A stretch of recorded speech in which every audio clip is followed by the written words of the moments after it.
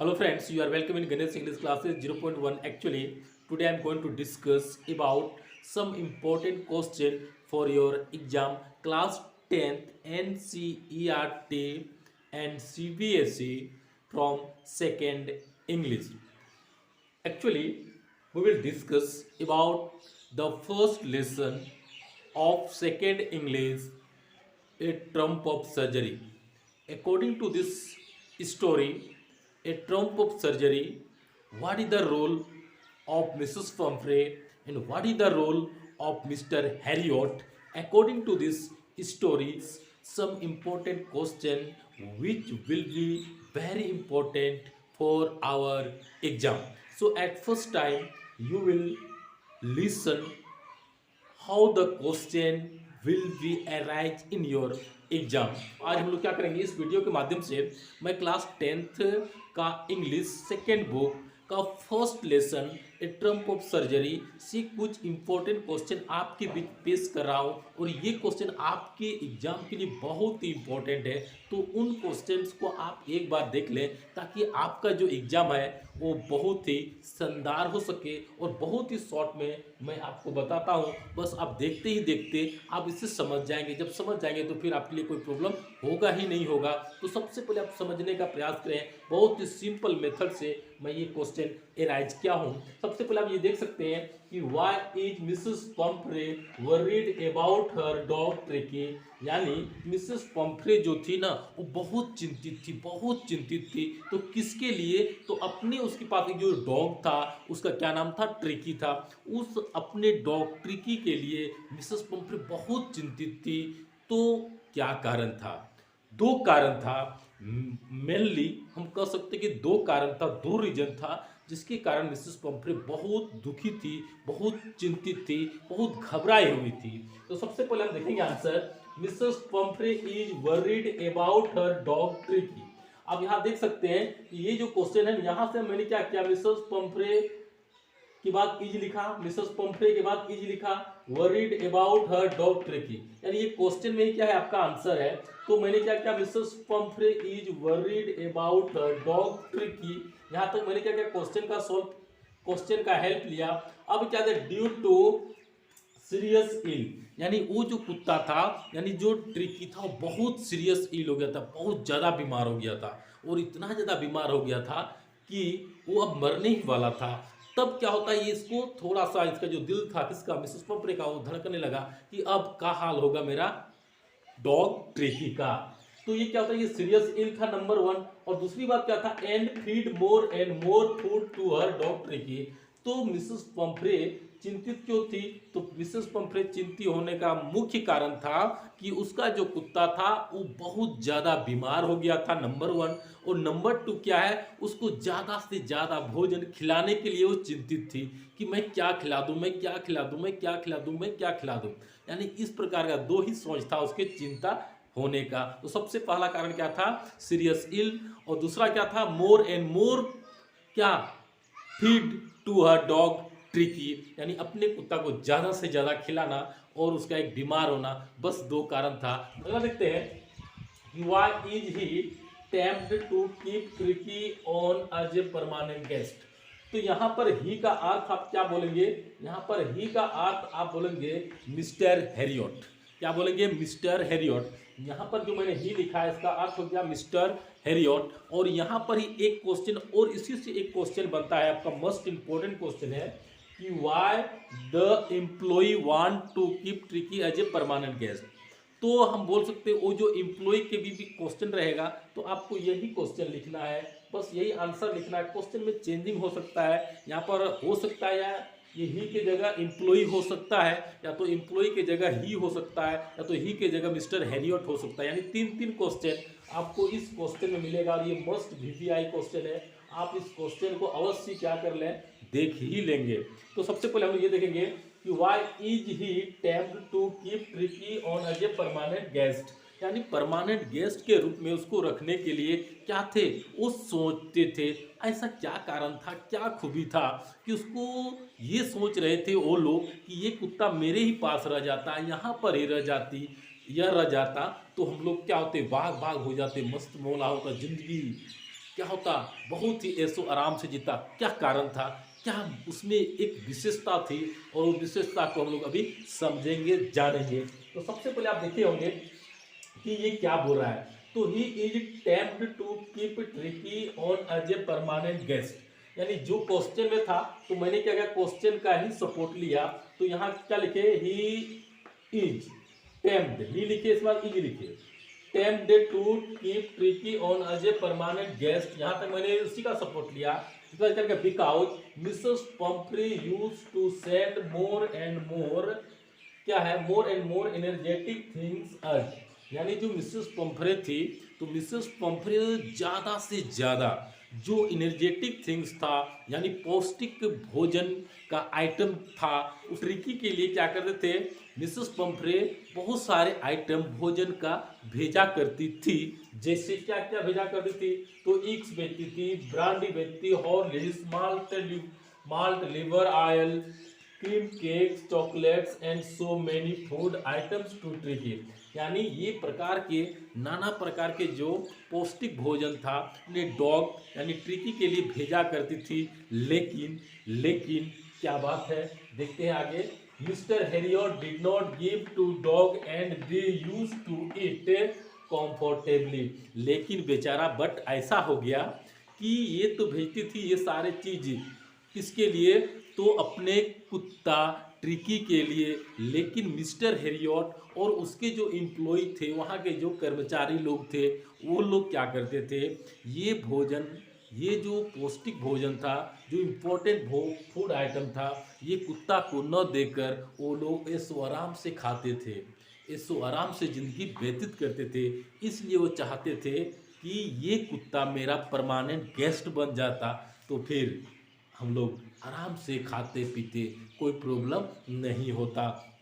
तो दोस्तों, इस प्रकार से क्या क्या अभी commonly, so he said this type of sentence, इसलिए उसने इस प्रकार का सेंटेंस कहा। तो इससे अब दो क्वेश्चन होगा। यहाँ पर यदि एम्प्लॉय होगा ना, तो एम्प्लॉय रहेगा, तो आप क्या करेंगे, कुछ नहीं करेंगे, बस ये क्वेश्चन ही सेम लिखेंगे, सिर्फ एम्प्लॉय का प्रयोग आप कर देंगे। कहाँ पर, जैसे मिस्टर हेरियट है, तो वहाँ पर आप एम्प्लॉय का प्रयोग कर देंगे और same to same question answer उतार देंगे, आपका ये सही हो जाएगा। यानी एक क्वेश्चन पर 3 क्वेश्चन बनता है, यानी इसी क्वेश्चन पर 3 क्वेश्चन वो घुमा फिरा के आ सकता है। तो आप किसी भी तरह क्वेश्चन आएगा, और ये क्वेश्चन मस्ट है, आप इसको देख लेंगे। अगला है, why was mister Herriot shocked eight Tricky's appearance. यानी ट्रिकी का जो बनावट था, उसको देखकर वो क्या होता है, शॉक्ड हो जाता है, यानी अचंभित हो जाता है।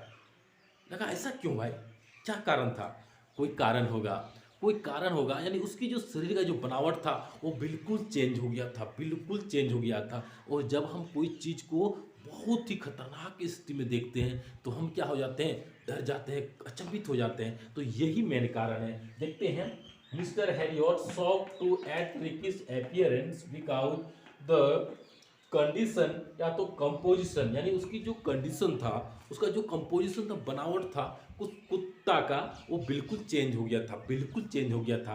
तो क्या क्या हुआ था, और इसी के कारण क्या हो गया, वो डर जाते हैं, अचंभित हो जाते हैं। तो क्या क्या कारण है, रीजन है, देखते हैं हम लोग। सबसे पहला है, his legs were hardly visible, his legs were hardly visible. यानी इसका जो पैर था ना, वो लड़खड़ा के चल रहा था, लड़खड़ा के चल रहा था। यानी वो जो चलते हैं, तो वो क्या होता, ऐसे ऐसे लग रहा था। यानी कहने का अर्थ, उसके पैरों में क्या हो गया, माना जाए तो दम ही नहीं था। यानी पैर क्या हो गया, लड़खड़ा रहे थे।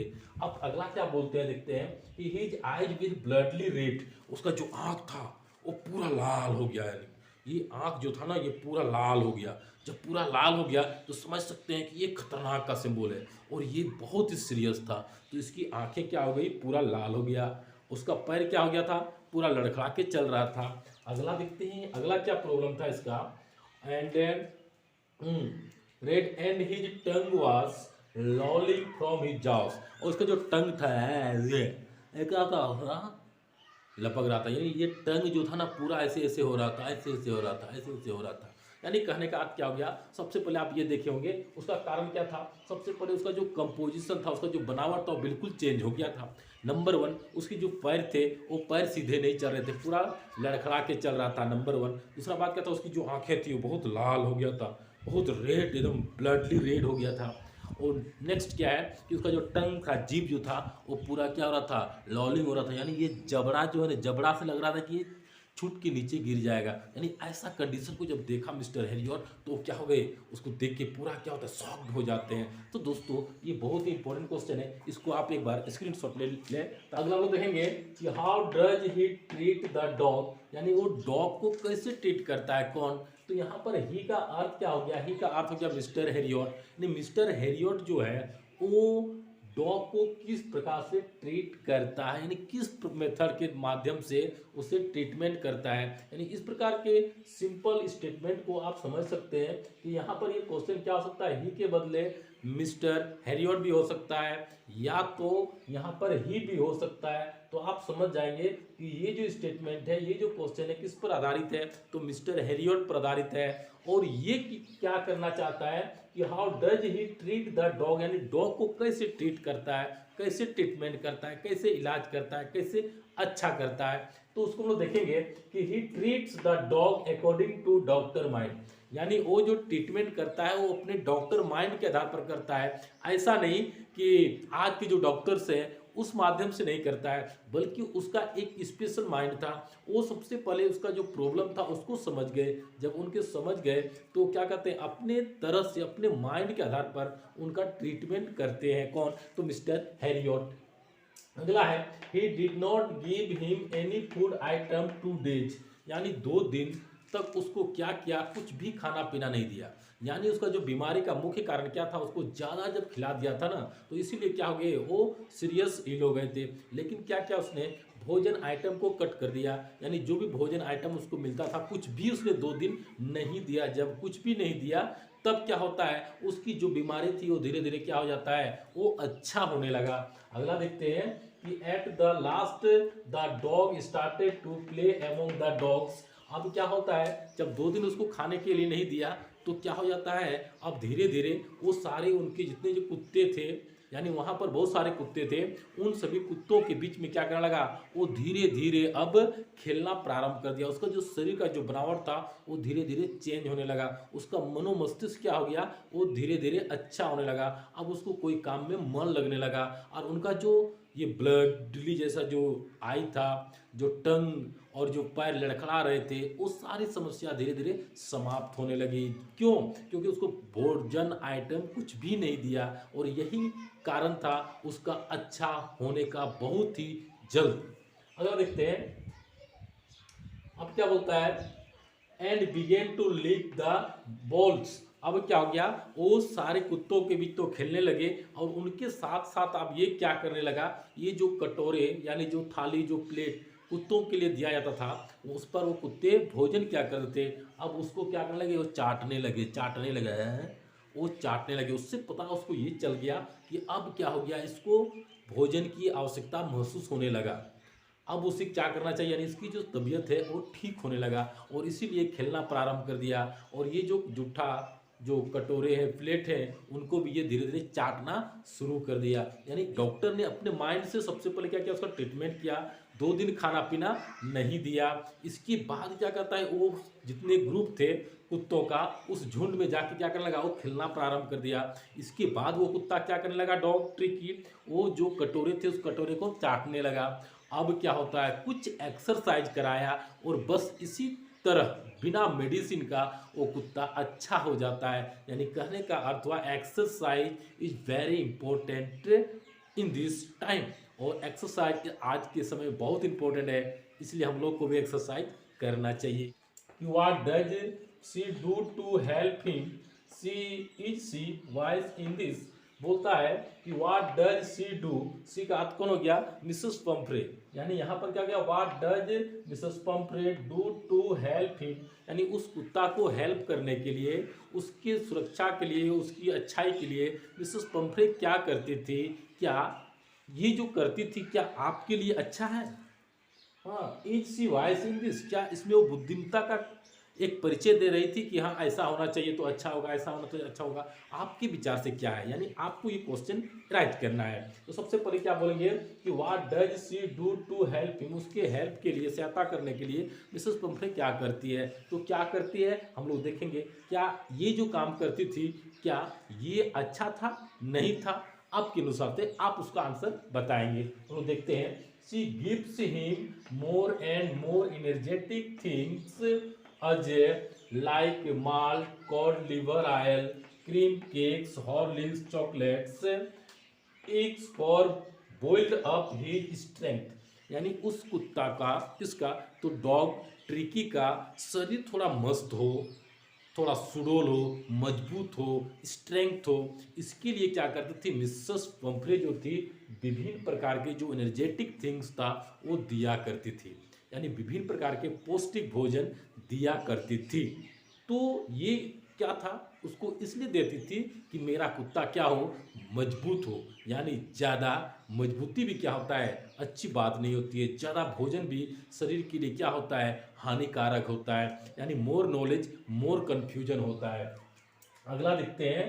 According to me she is not wise because dogs don't need more energetic things. तो मेरे अनुसार से मैं ये कहना चाहता हूँ कि मेरे अनुसार से ये जो काम कर रही थी कौन, मिसेस पंफ्रे, वो अच्छी नहीं थी। क्यों नहीं थी, इसलिए नहीं थी कि जो कुत्ते होते हैं, कुत्ते अपने क्या होता है, वो मस्त मोला होता है, उसमें ज़्यादा क्या होता है, गर्मी होती है, और उसको हम ज़्यादा भोजन कर खिलाएंगे तो ऑटोमेटिक क्या हो जाएगा, वो बीमार होगा ही होगा।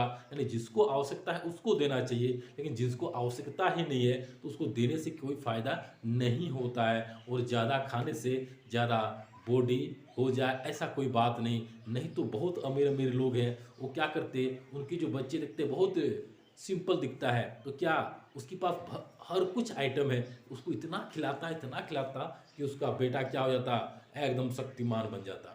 ऐसा कोई बात नहीं है। ये क्या करता है, ये बॉडी पर भी डिपेंड करता है, जनरेशन पर भी डिपेंड करता है, और इन्वायरमेंट पर भी डिपेंड करता है। यानी जिसको आवश्यकता है उसको देना चाहिए, जिसको आवश्यकता नहीं है उसको नहीं देना चाहिए। यानी जो उसका लिमिट है, लिमिट में ही क्या करना चाहिए, हमको हर कुछ करना चाहिए। तो इस तरह से दोस्तों ये क्वेश्चन आपके लिए क्या हो जाता है, ये बहुत ही इंपॉर्टेंट हो जाता है। और आप इस प्रकार के क्वेश्चन को क्या करेंगे, देखने का प्रयास करेंगे और याद कर लेंगे, क्योंकि आपके एग्जाम के लिए बहुत मस्ट क्वेश्चन है। और इस लेसन से, इस चैप्टर से, ए ट्रम्प ऑफ सर्जरी से कोई भी शॉर्ट क्वेश्चन आएगा तो बस ये आपके लिए 5 क्वेश्चन से 5 में ही क्वेश्चन आपका कोई ना कोई क्वेश्चन किसी रूप में आ सकता है, उसको आप समझने का प्रयास करेंगे। ठीक है, फिर हम लोग अगले वीडियो में मिलेंगे अगले टॉपिक के साथ। तब तक के लिए थैंक्स, बाय।